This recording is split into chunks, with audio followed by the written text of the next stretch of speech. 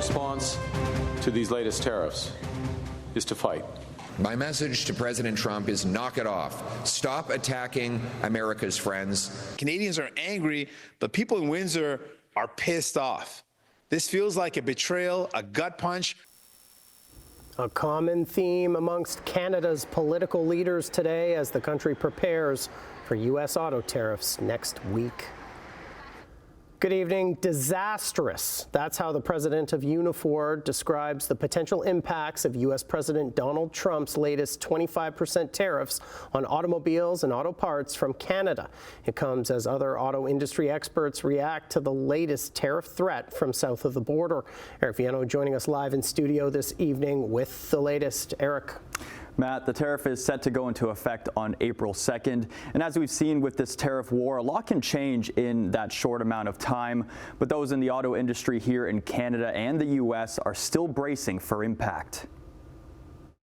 They will be disastrous and destructive for jobs in Canada. We have said this from the beginning. Trump's new tariffs on Canada's auto sector is raising familiar concerns for Canada's largest private sector union. Of course, there is a lot of anxiety on the shop floor. Every single day, we are under a litany of attacks from south of the border. Lana Payne, the national president of Unifor, says the government and companies need to invest in Canadian workers to battle Trump's latest tariff threats. These are Canadian jobs. We are going to defend them with everything we have, and we expect our governments to also stand up and defend these jobs. In Ontario alone, there are several assembly plants and auto manufacturers, including the Ford plant in Oakville and the General Motors plant in St. Catharines. They're determined to save their plants. They're determined to save their jobs. Now, one of the big automotive manufacturers in our area is Toyotetsu in Simcoe. I spoke with two of the employees who did not want to appear on camera, but they say that right now things are business as usual.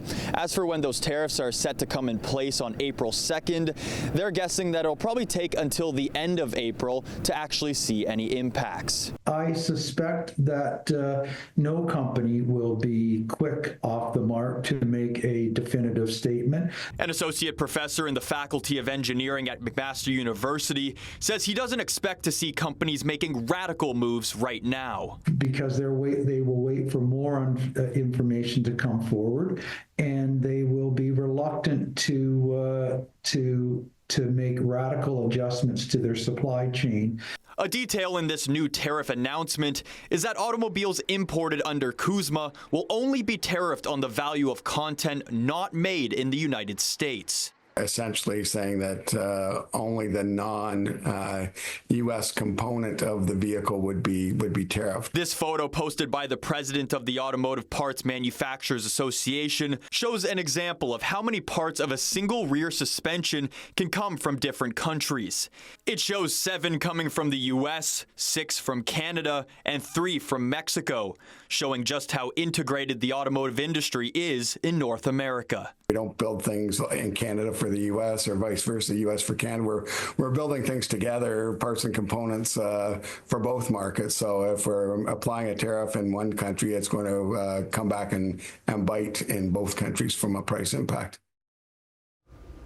Auto experts across the border are also warning that car prices could surge, with one saying that by this time next year, the typical car price in the States will be somewhere between $5,000 and $10,000 more.